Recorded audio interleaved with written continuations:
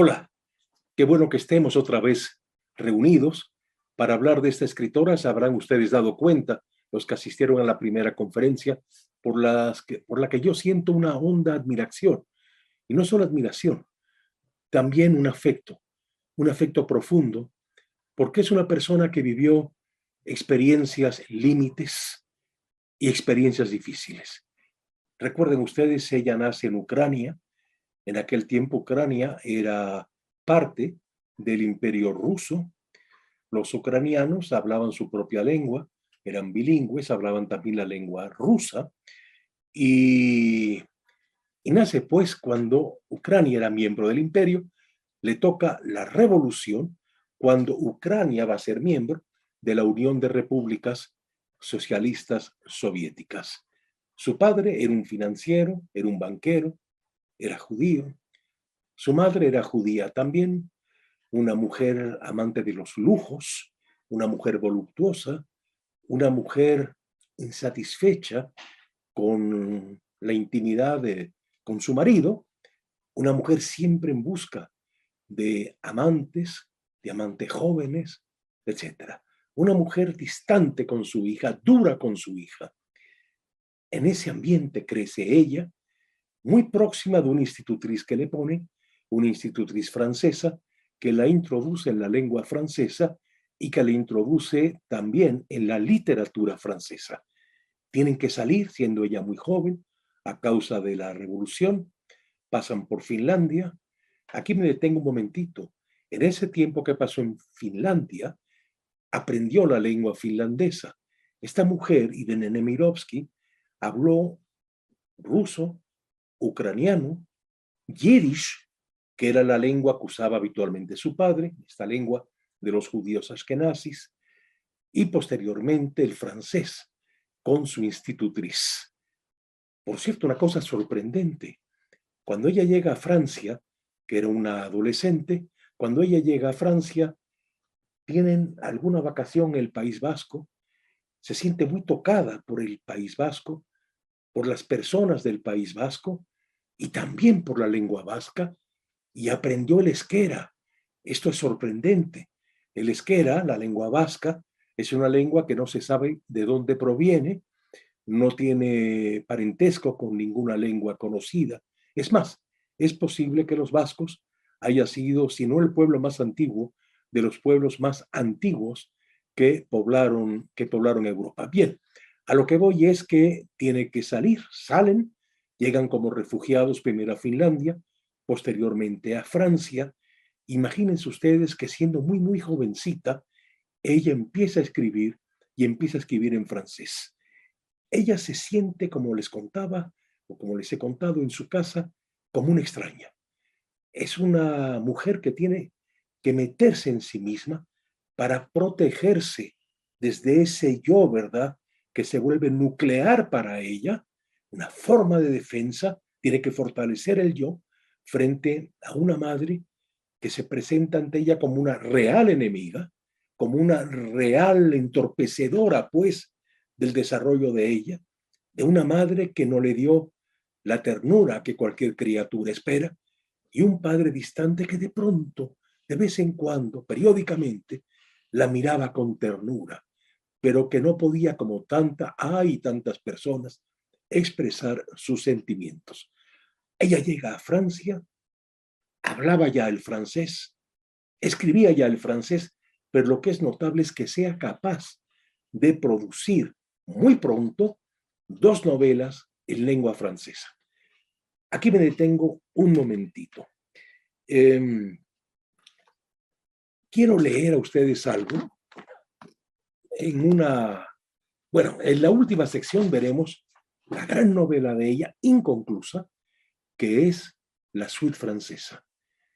Yo sostengo que La Suite Francesa pudo haber sido una novela excepcional con las 2 partes que finalmente ya no pudo escribir. Recuerden que es detenida y que la llevan a Auschwitz y en Auschwitz va a morir. Asesinada pues en Auschwitz, aunque haya atrapado una tifoidea, estaba destinada a la cámara de gas. En esas notas que escribe, dice lo siguiente, vean ustedes qué visión. llega a Francia siendo una jovencita, una adolescente, escribe en sus 20 años 2 novelas, una detrás de la otra, y tiene esta observación. Los franceses estaban cansados de la República, como de una vieja esposa. Para ellos, la dictadura era una cana al aire, una infidelidad. Lo que querían era engañar a su mujer, no asesinarla. Ahora que ven muerta su república, su libertad, lloran. Y va a escribir también estas líneas que sobrecogen. Para levantar un peso tan enorme, Sísifo, se necesitaría tu coraje. Escribe a Sísifo, aquella figura mítica, que llevaba una piedra hasta la cima de la montaña y los dioses lo echaban abajo y él volvía otra vez a levantar la piedra en franca rebeldía a los dioses. Para levantar un peso tan enorme, Sísifo, se necesitaría tu coraje. No me faltan ánimos para la tarea, mas el objetivo es largo y el tiempo corto. Esto lo escribe en un fragmento de El vino de la soledad y lo recoge y lo retoma en sus notas en que anunciaba lo que iba a continuar de la suite francesa que, insisto, terminó inconclusa. La suite francesa, sin embargo, es una gran novela, aunque haya estado inconclusa, pero de ella vamos a hablar en la cuarta, en la última conferencia de este ciclo. Muy jovencita, escribe, en primer lugar, El malentendido, pero que fue publicada posteriormente a David Golder, una novela de la que algo hablé en la sesión pasada, y posteriormente el baile. Una novela muy corta, que no tiene pierde, una novela en que no se le puede quitar nada, no le sobra absolutamente nada. Y esas 2 novelas, como les conté en la primera sesión, David Golder y El baile, van a ser llevadas al cine. En el caso de David Golder, por uno de los grandes maestros del cine francés, Julien Duvivier, y en el caso del baile, por un autor alemán que no trascendió mayormente, un director alemán, pero que fue el debut de una actriz francesa que murió centenaria hace poquito, Danielle Darrieux, en una actuación memorable, dicen los que la vieron. Yo no he tenido la oportunidad de ver esta versión fílmica de la novela El baile. Pero antes había publicado en una revista una novela que se llama El malentendido. El malentendido es una novela que, en primer lugar, el título. Recuerden ustedes que años posteriores Albert Camus va a escribir una obra de teatro magnífica que se llama El malentendido y que es una plasmación escéptica del sentido del absurdo. No hay mayor trascendencia, no hay en principio otra vida. Camus no era creyente, como saben ustedes, y sin embargo nos aferramos a esta existencia. Esto es muy de Camus. Cuando uno se siente próximo a otra persona, cuando uno establece un vínculo con otras personas, cuando uno siente el afecto, incluso cuando uno siente aún más el amor, uno se da cuenta que esta existencia vale la pena de ser vivida, aunque nos espere la vejez, aunque nos espere la muerte. Y sin embargo, uno se revela y uno dice, ¿cómo es posible que esta belleza, este regusto por cada día, este regusto por la cotidianeidad, cómo es posible que vaya a terminar, que tenga que terminar y que conozcamos nuestra decadencia? ¿Cómo es posible que nosotros, capaces de imaginar el absoluto, de vivir en nuestra interioridad el absoluto, el bien, la verdad que andamos buscando y la belleza como el resplandor de un ser, no podamos conocer a ese ser que posiblemente no exista? Todo esto se presenta absurdo. Recuerden ustedes que Albert Camus había escrito en su libro filosófico El mito de Sísifo una entrada colosal, una entrada inolvidable. No hay más, escribe Camus, que una cuestión filosófica decisiva, fundamental, importante: el suicidio. Juzgar si la vida vale o no la pena de ser vivida. Y en su primera novela, que se llama El malentendido. No sabemos si Camus la conoció, no sabemos si se le quedó de alguna forma el título de la novela aún sin haberla leído, y no sabemos si fue una simple coincidencia. Pero El malentendido de alguna forma anuncia también el absurdo. Verán ustedes por qué. El malentendido es una novela en que los personajes son franceses, así como los personajes de David Golder, la novela que la lleva a la fama, su primera novela publicada el libro que la lleva a la fama. Así como David Golder, los personajes son ucranianos, casi todos, y el baile son su familia, son personajes ucranianos, y la infaltable institutriz francesa que la acompaña, que es su consuelo, que viene a ser de alguna forma, su madre. El malentendido es una novela en que se atreve a que los personajes sean franceses. Pero sin embargo, si analizamos bien la novela, son franceses por analogía con la clase social de ella, de su familia, de los ucranianos o rusos. Es decir, no nos cuentan la cotidianidad de un francés de una o muchas generaciones. Esos personajes parten de hablan en francés, viven en ciudades francesas, pero sin embargo son franceses por lo externo, ¿no? Por lo interno pueden ser de cualquier parte del mundo. Es decir, por analogía con su propia clase social, de gente acomodada, de gente muy rica, va creando estos personajes, pero desde luego los desarrolla en lengua francesa, en una lengua francesa impecable desde entonces, con un sentido del diálogo finísimo que muestra que tenía un oído excepcional.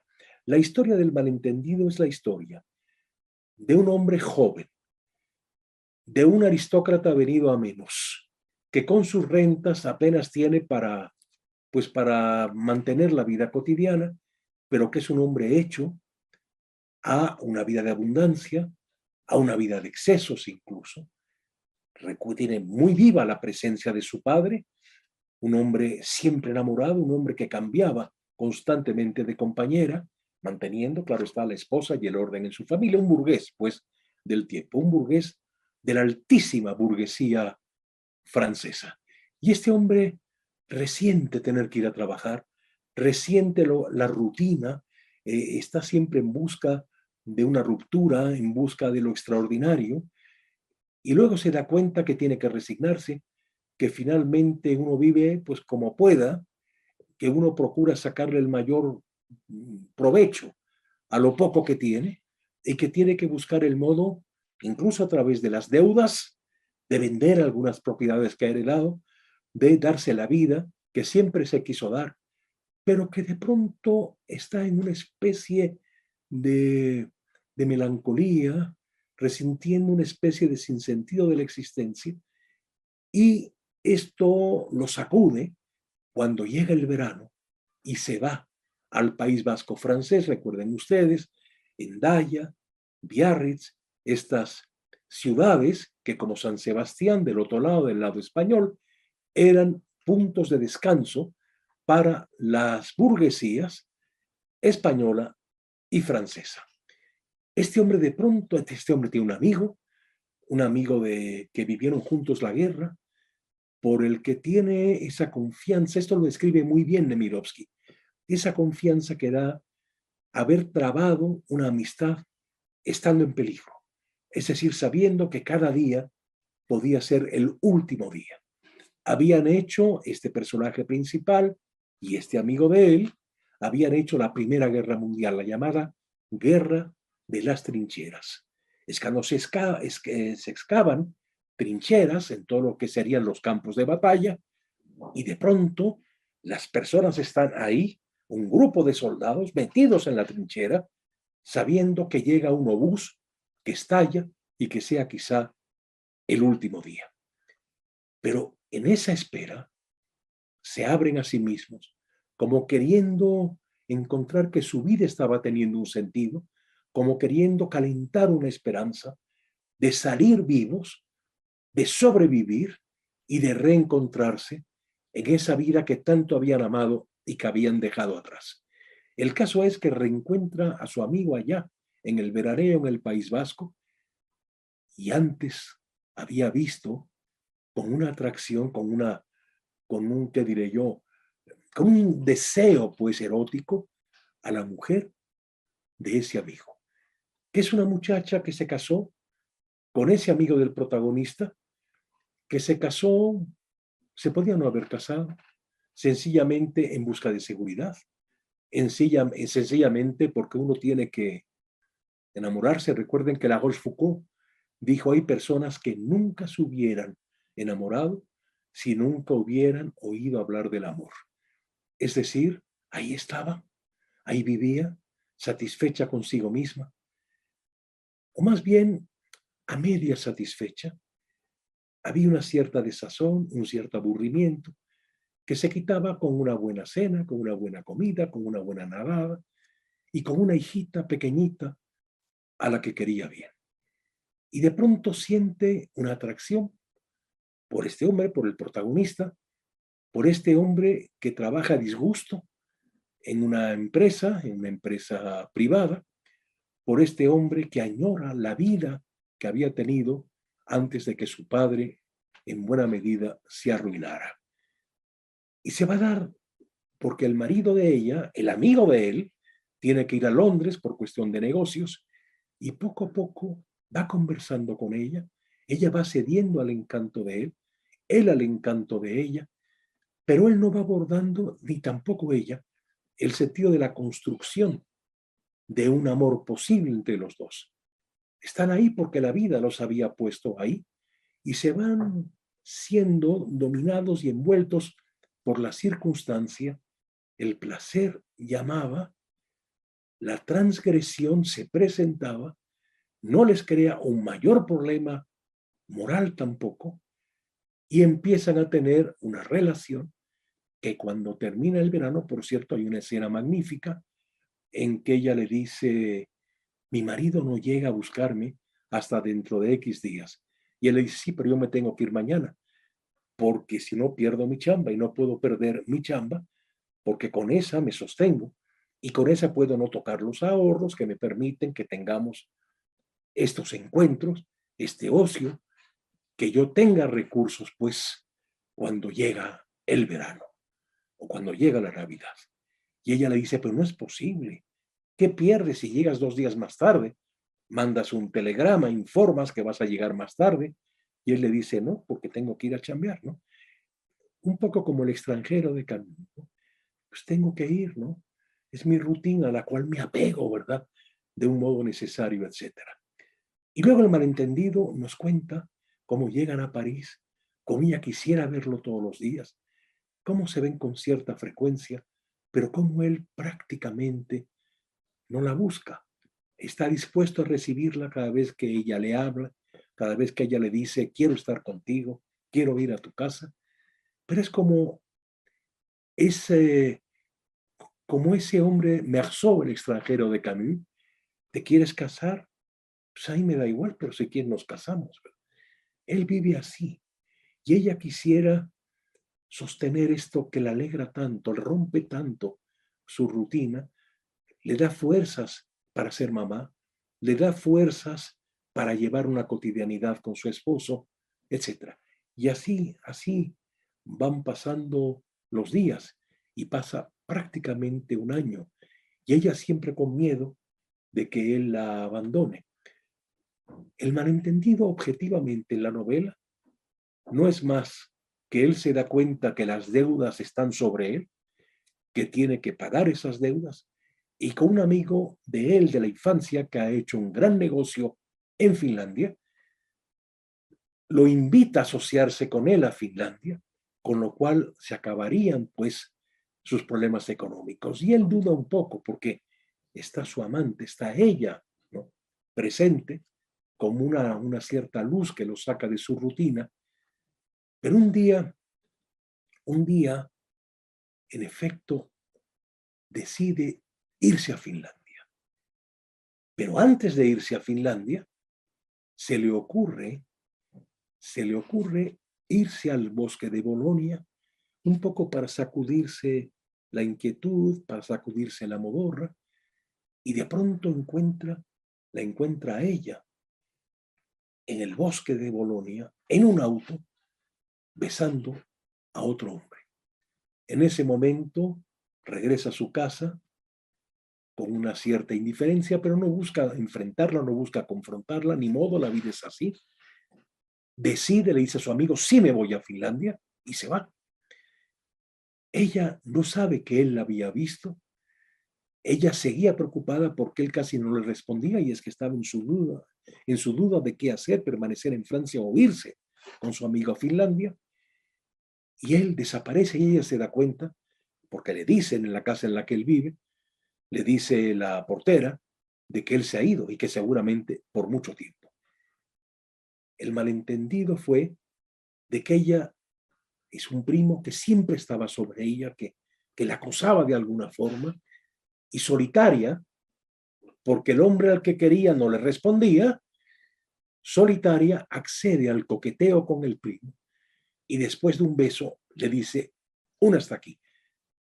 Pero antes de que llegues hasta aquí, su amante descubre el beso entre ella y su primo, al que él, por cierto, no conocía.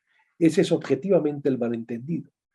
La realidad es que iban arrastrando la vida, que iban dejándose querer, consolándose el uno al otro, sin un mayor sentido para nada, y él finalmente dice, pues ella anda con otro, bueno, pues yo me voy y se acabó. Es decir, no hay nada sólido, no hay nada fuerte que los retenga al uno con el otro. Este es el malentendido, que es la primera novela en que crea los personajes por analogía con lo que podría ser gente de esa alta condición social en su Ucrania originaria. Irene Nemirovsky, como decíamos en la primera sesión, empieza a anunciar una literatura del absurdo, anuncia una enorme cantidad de narradores que vendrán desde la segunda parte del siglo XX, que escriben en una lengua que no es la suya, incluso desde la primera parte del siglo XX. Basta pensar en Joseph Conrad, basta pensar en Franz Kafka, basta pensar en Rainer Maria Rilke, y que luego van a ser muchísimos narradores que acaban escribiendo en una lengua que no es su lengua originaria, y donde también empiezan a aparecer personajes que son transterrados, como los de las primeras novelas de Nemirovsky, que es el caso de David Golder, que es el caso de El baile, y que será el caso de la novela que veremos la próxima semana, que es El maestro de almas. Esos personajes transterrados se van a encontrar en numerosísimas literaturas a lo largo de la segunda parte del siglo XX y de todo el siglo XXI. Bien. David Golder es la primera novela publicada por Irene Nemirovsky, tanto como la segunda será El baile, y finalmente aparecerá el libro El malentendido, esta novela que de alguna forma anuncia el absurdo. El vino de la soledad es la novela de la que quiero hablar ahora, porque El vino de la soledad es una novela que continúa esta, ¿qué diré yo?, esta saga autobiográfica que se inicia con David Golder. Recuerden ustedes, David Golder, el banquero, su mujer y la muchachita, o sea, el alter ego de Irene, que en David Golder se llama Joyce. Le pone Joyce. En El baile, la muchacha es la protagonista real, la que va a ejercer una venganza. Es una novela corta y compacta. Algo de esto les dije en la primera conferencia. Los padres han rehecho su fortuna en su exilio francés, transterrados en Francia. La mujer tiene un amante de cabecera. Ese amante de cabecera es un español. Al marido no le importa, Lo que le importa es hacer dinero y dinero y dinero para sentir que vale algo, que su vida tiene un sentido, y al mismo tiempo porque a un extranjero, más en una Francia tan nacionalista como la Francia de aquellos años, tanto tienes, tanto vales si eres extranjero. Es decir, él está luchando por mantener la holgura económica, ¿qué diré yo? El éxito social que habían tenido en su Ucrania original. La mujer tiene su compañero y otras aventuras, y la chica se siente en un hogar no querido con una profunda necesidad de construir el yo. Miren, en todo novelista, en mayor o en menor grado, hay una cierta inseguridad, un sentido de soledad, un cierto sentido de no pertenencia que los lleva a la construcción del yo, de un yo poderosísimo porque es vulnerable. Se saben tan vulnerables por carencia de ese hogar en el que se afirman, en que van pasando felizmente la vida, eso no lo tienen.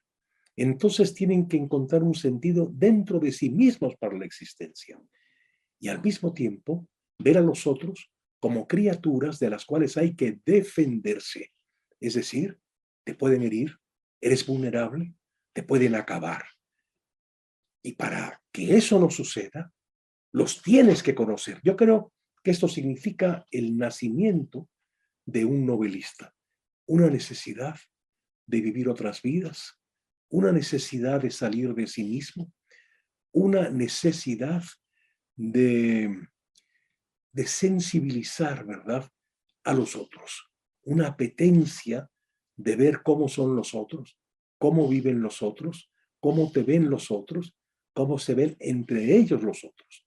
Hay un filósofo francés de esta época, de la época de Nemirovsky, un filósofo francés que se llama Jacques Maritain, y digo que se llama porque sus libros ahí están en librerías, en bibliotecas, se pueden conseguir, y que acuñó el concepto conocimiento por connaturalidad.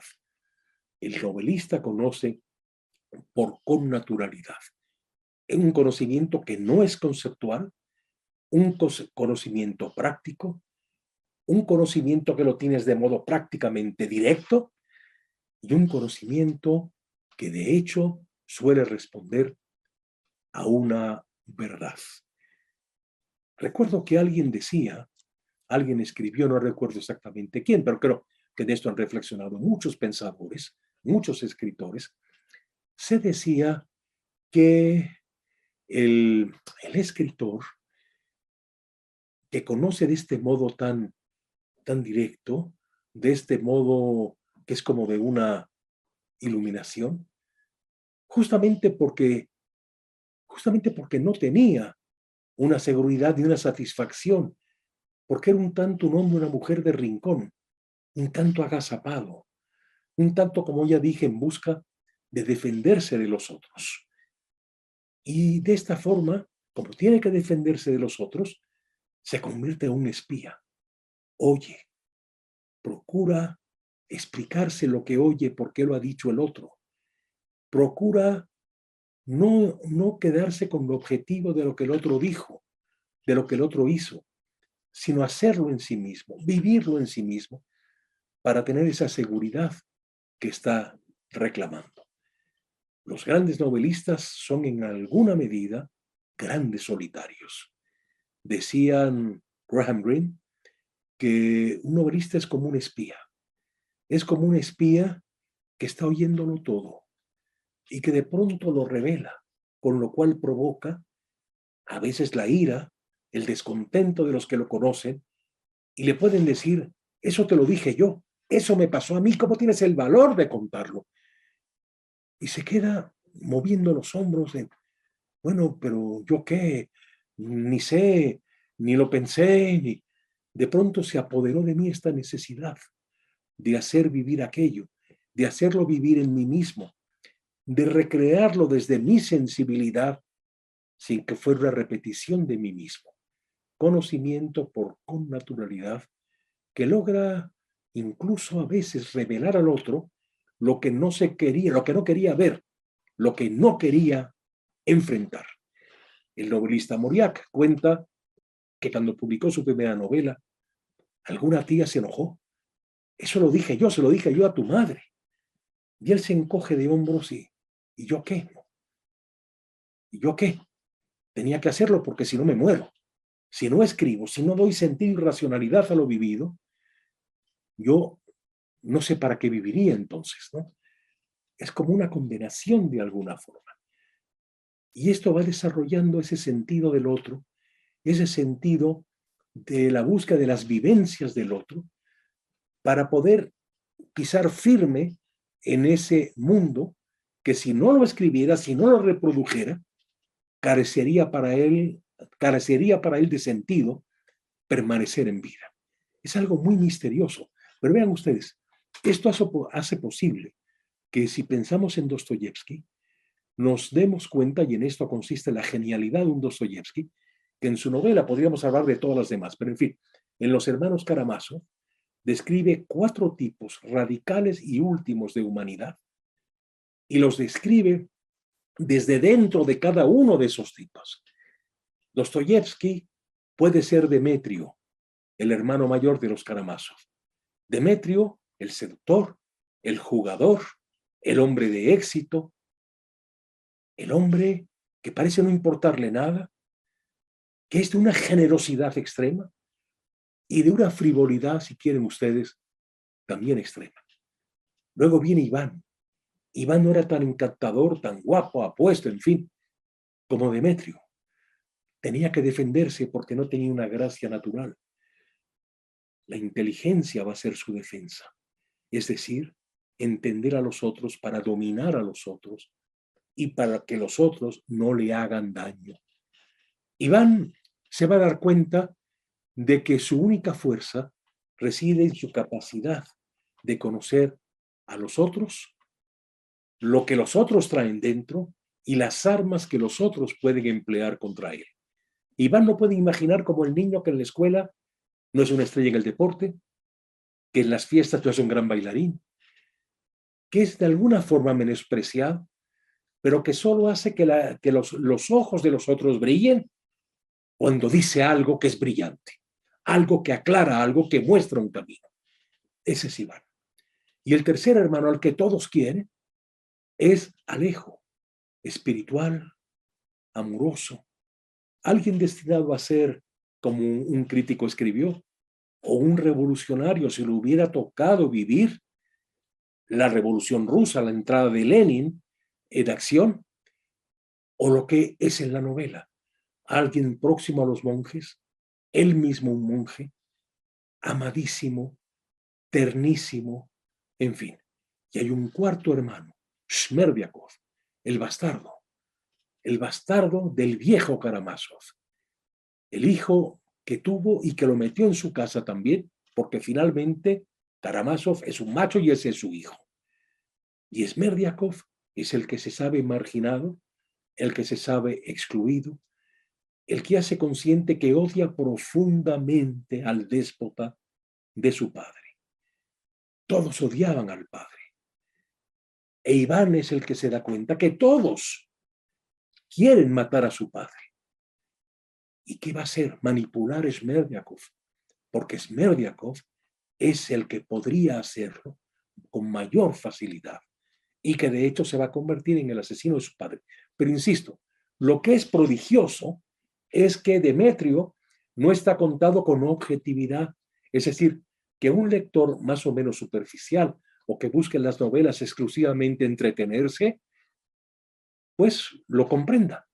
No, va a llevarnos al interior de Demetrio.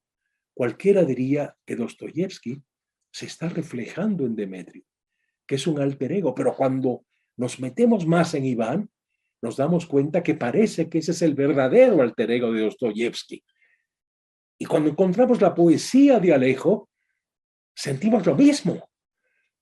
¿Cómo es posible? Y en Smerdiakov, los odios, el resentimiento de toda una clase de proletarios, de campesinos mujiks, más o menos esclavizados, y sentimos este odio desde las entrañas del narrador. de Dostoyevsky, por tanto.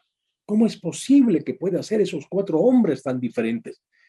Un buen novelista puede tener un gran personaje, muy profundo y muy completo, y los demás los escriben muy bien, pero no nos lo mete dentro, no nos lo mete en el fondo de nosotros mismos. Son artificios, es artesanía.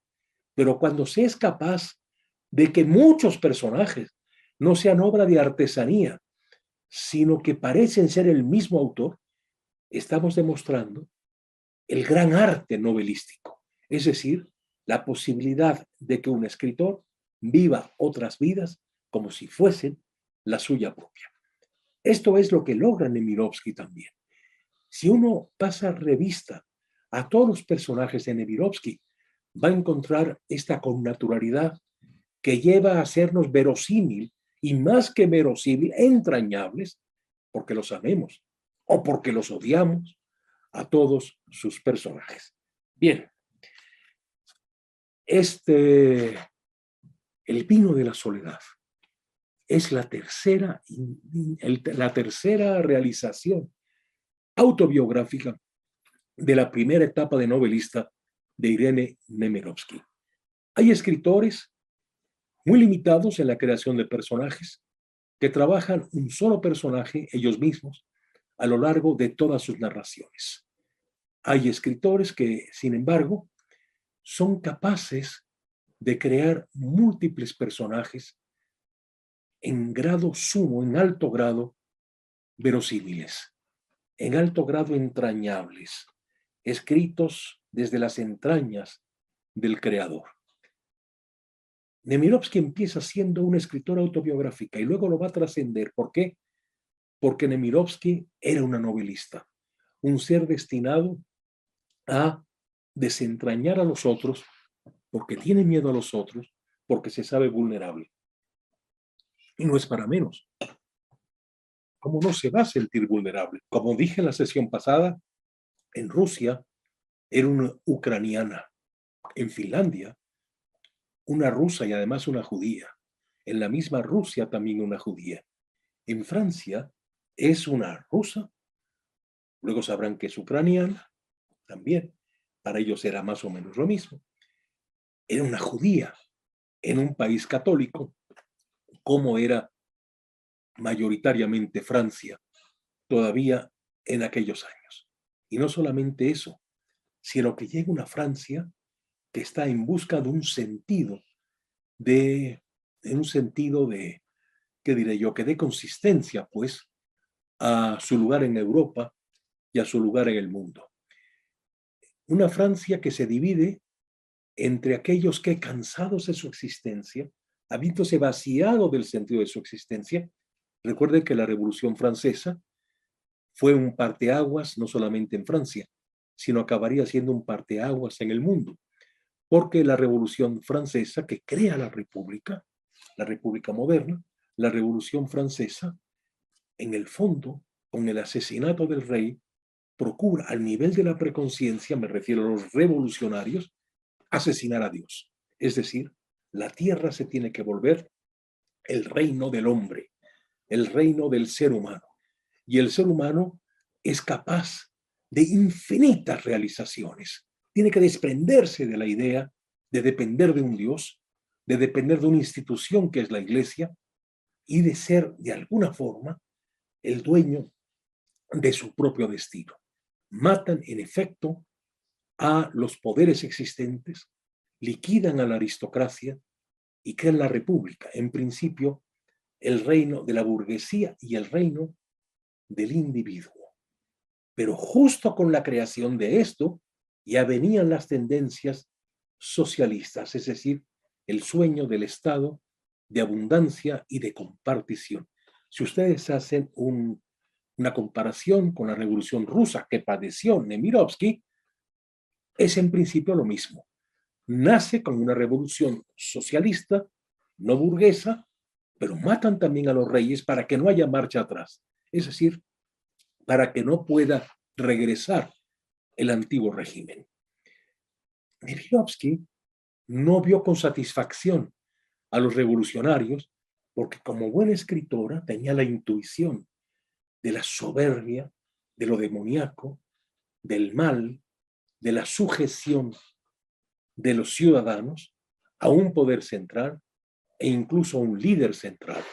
Esto le daba mucho miedo, pero también abominaba de la casuística, del dogmatismo, de la enseñanza judía que conoció, no porque fuesen practicantes, sino porque sencillamente tenían amistades judías y eso ahí estaba en su ambiente, lo quisiera o no. Aunque no fuera prácticamente nunca a la sinagoga, oía los referentes, pues, a la Torá, los referentes a la escritura, a la Biblia hebrea, etcétera.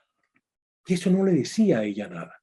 Les decía en la primera sección que una cosa que me impacta mucho, y lo tomo en cuenta porque ella va a hacer una conversión católica, ella, su marido y sus hijas, ella no tenía mayor preocupación religiosa. No lo notamos en sus novelas. En todo el dolor que puede significar la llegada a Francia en un principio como una extraña, como una marginal, ¿no? No hay ningún momento, digamos, de plegaria, de referencia siquiera a la posibilidad de un Dios, ni siquiera de trabajar con hondura personajes católicos, personajes judíos, desde la óptica de la religiosidad. Es una mujer muy de la modernidad, de natural, es decir, es una mujer para la que la dimensión religiosa parece no contar. El vino de la soledad, que sigue a David Golder y que sigue al baile, dentro de esta línea de novelas más o menos autobiográficas, el vino de la soledad es un ahondamiento mayúsculo y último que la deja con todo su potencial para el oficio novelístico, con todo su potencial para la creación de personajes. Miren, les decía, y repito ahora, que la primera, la segunda novela de un novelista suelen tener una impronta autobiográfica por una razón muy sencilla, porque todavía no domina el oficio, porque todavía no tiene, ¿qué diré yo? Esta cosa de cuando ya se han escrito varios libros, ¿no? En que ya sabes cómo se hace, ya sabes cómo resolver los problemas, ya sabes cómo darte cuenta que tienes que volverte un lector de ti mismo, que te emociones con lo que has escrito, que dudes de pronto con lo que has escrito. Es decir, te falta ese entrenamiento, digamos, esa técnica, digamos, que se va adquiriendo, se va perfeccionando en la medida en que vamos trabajando, vamos haciendo libros. Nemirovsky, cuando se sienta después de esas 3 novelas autobiográficas a la que hay que sumar el malentendido de la que ya hablé, Nemirovsky en ese momento es cuando ya se siente libre para entrar a otros personajes que no tengan en principio y objetivamente nada que ver con su propia vida ni con su propio entorno. Pero esto requirió trabajarse a sí misma y era tal la complejidad que encontraba en sí misma que van a ser necesarias 3 novelas autobiográficas y lo que es prodigioso es que son 3 novelas radicalmente distintas. Por ejemplo, en David Golder, el alter ego de ella, que aquí se llama Joyce, narra ella este encuentro con su padre. Con un gesto automático escribe para quitarse a la hija de encima, pero también para ayudarla, toma el portafolio, su padre, David Golder, y le pone en su mano un billete de 1,000 francos. ¿Todo? Pregunta. ¿Sí, no te basta? Murmura Golder, haciendo un esfuerzo para reír. No, papá, quiero un coche nuevo, pero el tuyo, yo te lo regalé, ¿te recuerdas? Es muy pequeñito, papá. Quiero una Bugatti. Un coche muy popular en su tiempo, bueno, muy popular para los ricos, millonarios. Una Bugatti. Quiero irme en la Bugatti a Madrid ¿con quién? Con amigos. Es decir, le está poniendo una distancia al padre, está desafiando al padre, está retando al padre, que tiene una mentalidad conservadora, pero sabe y le va a encantar que el padre finalmente acceda Su madre no accedía a nada. Su padre es alguien al que tiene que usar para poderse afirmar a sí misma. Esto nos lo cuenta esta escena tremenda en David Galder. En el baile va a ser la venganza, la gran fiesta que organizan para ver a los altos burgueses de Francia, a muchos de ellos, a los banqueros, financieros, en fin, industriales, venir a su casa, acceder a ir a su casa y por tanto admitirlos como quien dice en sociedad, y le van a dar las invitaciones que ella nunca va a entregar.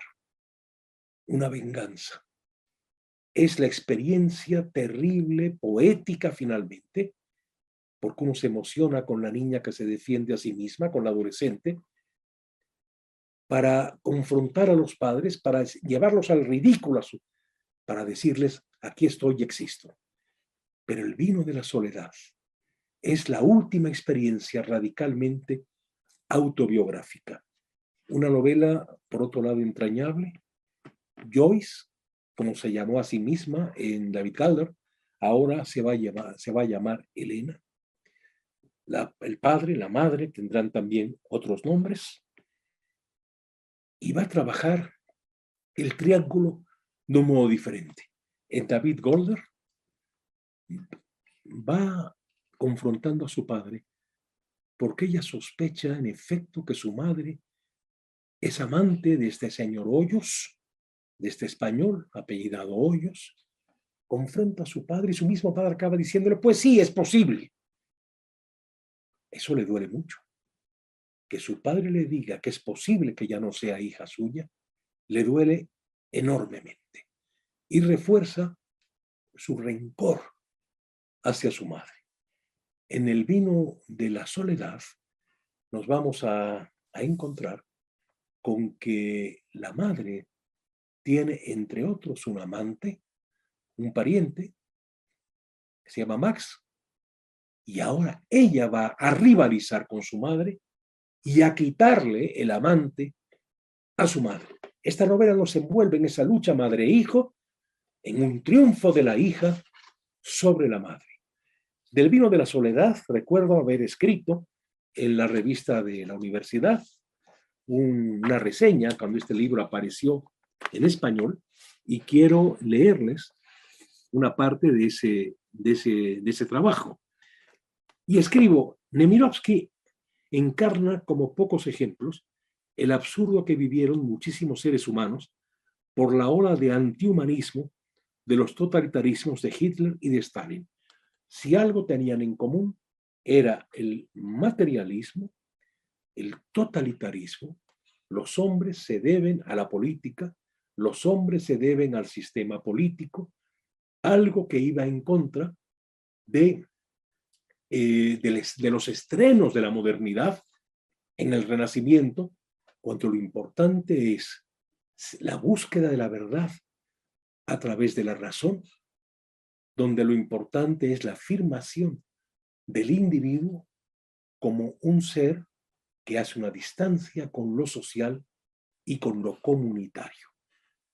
Recuerden ustedes que esa autonomía del individuo con respecto al Estado va a ahondar esa posibilidad que tenía el individuo de fluctuar entre dos poderes, el religioso, la iglesia, y el político, el civil, encarnado en el Estado.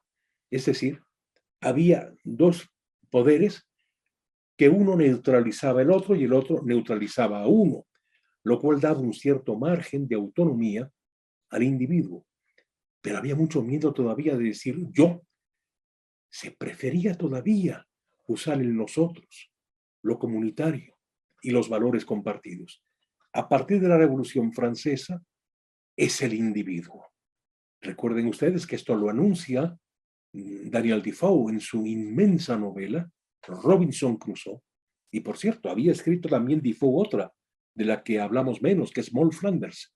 Una mujer que pasa desde la prostitución, etcétera, hasta convertirse en una señora poderosa que domina a los hombres y que se vuelve en un centro de la sociedad de la ciudad en la que habita. Daniel Defoe anuncia esta autonomía radical del individuo, y lo mismo la Revolución Francesa. Cuando llegamos a la Revolución Rusa, se replantea el poder de lo comunitario, pero supeditado al Estado, diciendo, claro está, que pasará el tiempo en que la consolidación del Estado significa la consolidación de una mentalidad que será una mentalidad compartida, y viviríamos en la perfecta armonía de el poder y los ciudadanos, a tal punto que viviríamos como si viviésemos sin gobierno. Como de hecho no se llega a realizar, esto es lo que va a provocar las persecuciones a los disidentes, a los que difieren, a los que quieren establecer una diferencia con el poder, y los primeros serán los artistas. Recuerden ustedes cómo detestaban el gobierno, los sátrapas pues, de la Unión Soviética, a un Shostakovich, que se atreve a hacer una música de desafío, una música contestataria, una música que muestra que la sociedad no ha llegado a esa armonía, ni ha llegado a esa perfección. Y los directores soviéticos como Tarkovsky, que empiezan otra vez a presentar la soledad, el dolor profundo, la necesidad de sacudirse a un poder que quiere controlar todas nuestras acciones. Los grandes novelistas que acabaron en el Gulag, como Solzhenitsyn, como antes que él Boris Pasternak, Isaac Babel y como tantísimos otros. Es decir, a ella, a Nemirovsky, le tocó vivir ese poder opresor que anunciaba, sin embargo, la aurora de la humanidad y que no le gustaba, un poder del dinero, de las finanzas, el capitalismo rampante y creciente, que vivió en su casa, que tampoco le gustaba. No tenía a qué acogerse. La Francia a la que ella llega es una Francia que había sacralizado, digamos, el espíritu revolucionario. De alguna forma, el reino del hombre en sociedad, una revolución que había convertido el regicidio de hecho en un deicidio, el hombre nuevo del mundo que se empezaba a anunciar, una Francia cansada porque había pobreza, porque había miseria, porque no se había logrado esa felicidad que se había soñado para todos. Una Francia que por otro lado tiene miedo al poder de un Estado sobrepoderoso que acabe sepultando al individuo, a la posibilidad de autonomía de la persona, y que ante ese miedo sueña que quizá el fascismo sea el reencuentro con sus tradiciones, aunque hubiese que dejar de lado a esa república que le parecía lo natural, lo establecido de una vez y para todas. Es decir, una Francia dividida en los que creían que el socialismo sería en efecto la aurora de la humanidad, los que creían que los iba a aplastar un Estado todopoderoso, y esto es absurdo, acaban defendiendo a los estatismos nazi y fascista. Una Francia con ya mucho sentido de la experiencia vital, de la experiencia política, de los tantos movimientos sociales que habían sacudido a la nación desde 1789,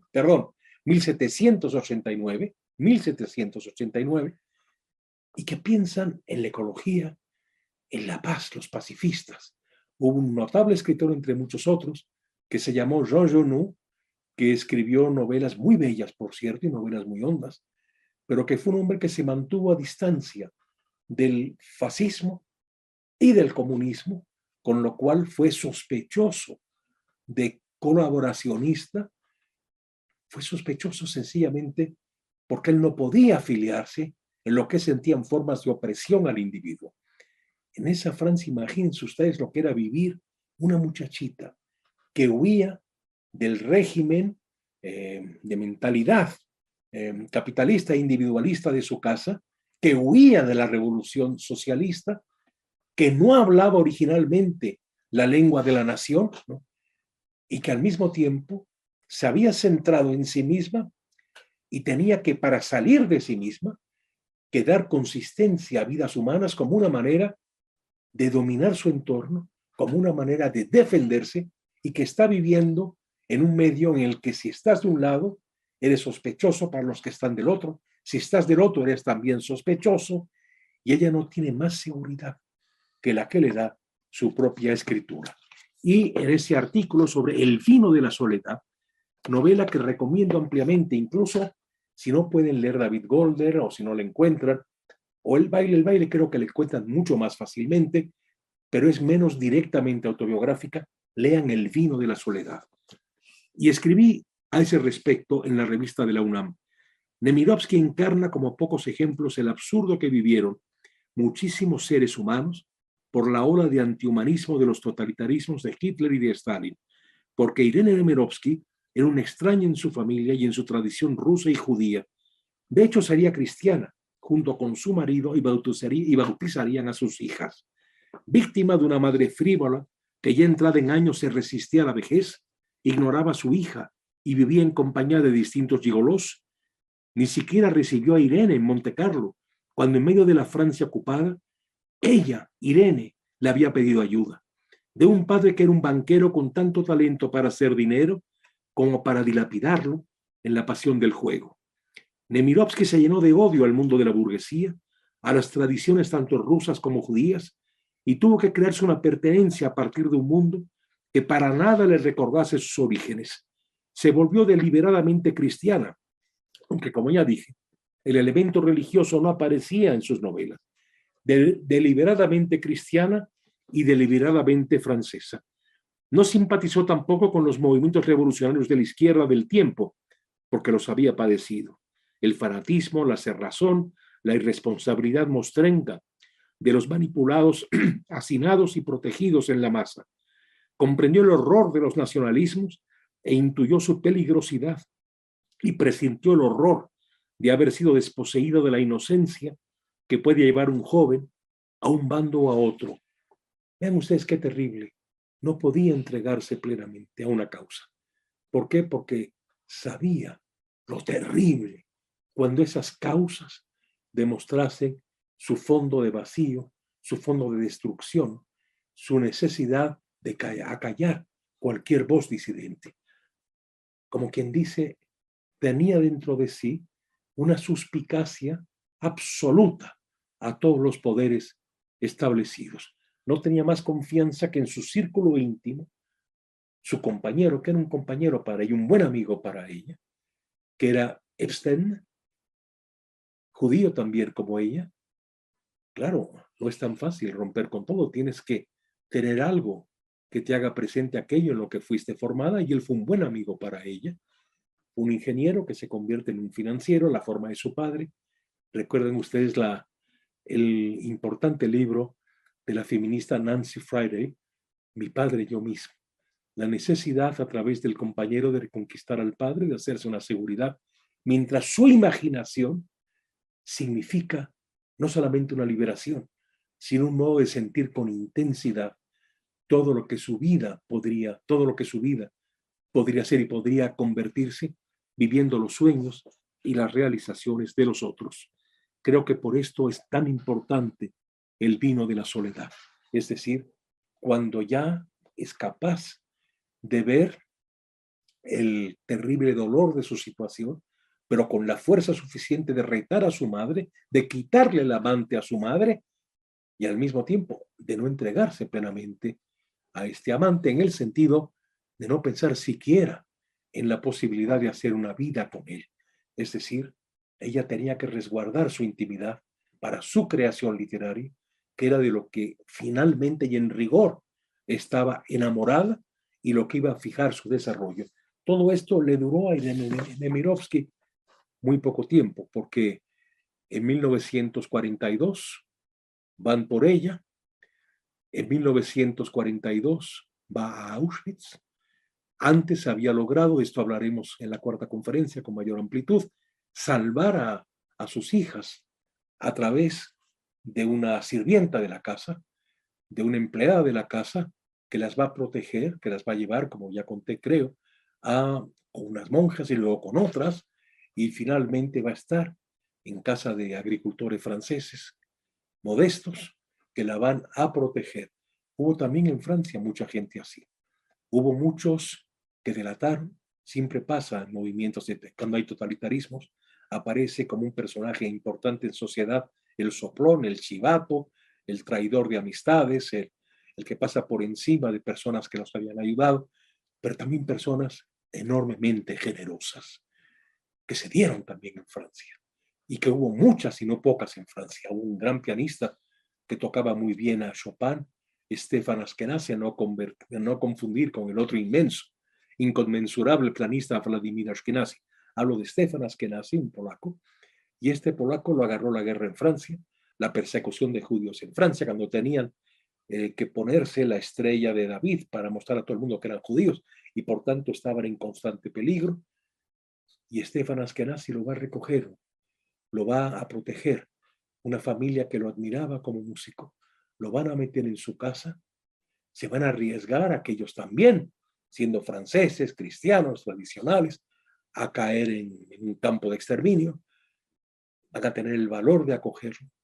Y por eso Askanazy decidió, después de la guerra, permanecer en Francia, en un profundo agradecimiento a aquellos franceses que le habían salvado la vida. Hubo muchos casos, también Simone Weil fue protegida, la gran escritora, pensadora judía francesa, por una familia francesa cristiana, y son innumerables también los casos. Nemirovsky vivía en esa zozobra, vivía en ese miedo, y así es como ella, bueno, ya seguía escribiendo, había publicado además otros libros, después del malentendido de Galder, del baile, sus editores muy importantes, Grasset y de Noël, la seguían publicado, pero ya en el momento de la persecución a los judíos, en el momento de esa persecución, ya ni siquiera le dicen, la pueden volver a publicar. Las regalías se las van a ir mandando por interpósita persona. No podían hacer público que le estaban pagando, que le estaban de alguna forma sosteniendo. Ella fue muy leída y por sus libros tenía más ingresos que los que tenía su propio esposo. Vean ustedes el miedo en el que, sin embargo, la sostenía sobre ese miedo escribir, vivir otras vidas. Esto es lo que le da al novelista y al artista en general una seguridad que está más allá de cualquier otra seguridad concreta, seguridad inmediata, una chamba, un sueldo de vacaciones, las prestaciones que ustedes gusten y manden. Aunque me quiten todo, hay algo que no me pueden quitar. Y esto es las vidas que puedo vivir plenamente cuando enfrento y me concentro y desde mi soledad empiezo yo a dar vida, empiezo yo a dar luz sobre el escenario en el cual estamos metidos, en el cual estamos inmensos. Yo creo que esta escritora nos habla con una gran claridad de lo que es, de lo que significa la creación novelística. Quiero darles un dato que es escalofriante también. Con muchos libros publicados, con 2 novelas suyas llevadas al cine, películas que fueron muy vistas, películas que se exhibieron no solo en Francia, sino en buena parte de Europa, a pesar de este reconocimiento, a pesar de haberse hecho cristiana. Aquí me detengo un momentito. No se la puede llamar una traidora al judaísmo porque no era una mujer religiosa en principio, porque lo que le tocó ver a través de su padre y de su madre era algo que le hacía poco atractivo la comunidad judía. Pero para un judío, el cristianismo, de hecho, no es algo absolutamente extraño. Jesús tiene siempre presente la Biblia hebrea. Jesús es un judío que muere como un judío, que lleva hasta sus últimos extremos lo que estaba contenido en el profeta Isaías y que aporta algo nuevo, algo de hecho revolucionario, que va a ser el recordar, porque ahí estaba en el Antiguo Testamento, la universalidad. No hay un solo Dios, pero es un Dios y un Padre para todos los hombres. Recuerden que en el Levítico le dice Dios al escritor, al que se revela, le dice: recuerda que tú fuiste extranjero en el país de Egipto. Trata bien al extranjero, acoge al extranjero. Yo soy tu padre. Soy padre tuyo como lo soy también del egipcio. Y eso es lo que Jesús va a llevar a sus últimas consecuencias. Jesús nunca le dio la espalda a la Biblia. Era un judío, murió como un judío. El gran escándalo, ya hablé de esto la semana pasada, fue la encarnación. Yo creo que Nemirovsky era un tanto indiferente a esto, pero que tenía amistades judías, rusas, francesas. Era una mujer abierta al otro, era una mujer abierta a la vida. Dije también que era una muchacha que, a pesar de toda esta necesidad de meterse en sí misma, le encantaban las fiestas. Tenía la gracia y el don de ser una espléndida bailarina. Disfrutaba enormemente las reuniones sociales. Vean ustedes qué complejidad había en esta persona y lo doloroso, lo que reflejan sus libros. Lo que reflejan sus libros, una humanidad compleja, una humanidad violenta, una humanidad que se va deshumanizando y que hay que procurar que reencuentre otra vez el camino del verdadero ser humano, aquel que sabe que el bien es real, que lo encuentra en numerosísimas personas, que la belleza existe. Ahí está la pintura, ahí está la música, ahí está la poesía, ahí está la naturaleza. Ese que sabe, que presiente, que puesto que tiene una inteligencia que puede incluso vislumbrar el absoluto, puede cada vez estar más próximo a las últimas verdades que nos explican el mundo. Todo esto estaba dentro de esta escritora que, sin embargo, está presintiendo el peligro, está presintiendo el final. Uno se pregunta, ¿y por qué no buscó huir? Porque le daba miedo, porque era muy consciente de las amenazas, porque era muy consciente que en tiempos de totalitarismo no hay piedad, porque es muy consciente que seres humanos que valen poco, que valen muy poco, que esos seres humanos se sienten humanos si pueden tener la aprobación de un jefe, la aprobación de un tirano, si son condecorados por traicionar a quien sea en beneficio del gobierno establecido, del gobierno totalitario establecido, etcétera. De todo eso era consciente. Era consciente que camino a Suiza la podían agarrar, la podían detener, la podían mandar al campo de exterminio. Tenía esperanza también que sus amistades, sus editores, la ayudasen, diesen la cara por ella, lo que no sucedió. Se la jugó a eso, a permanecer en Francia, consciente con la premonición del mal. Supo proteger a las hijas y contó con una empleada que le salvó finalmente la vida a sus hijas.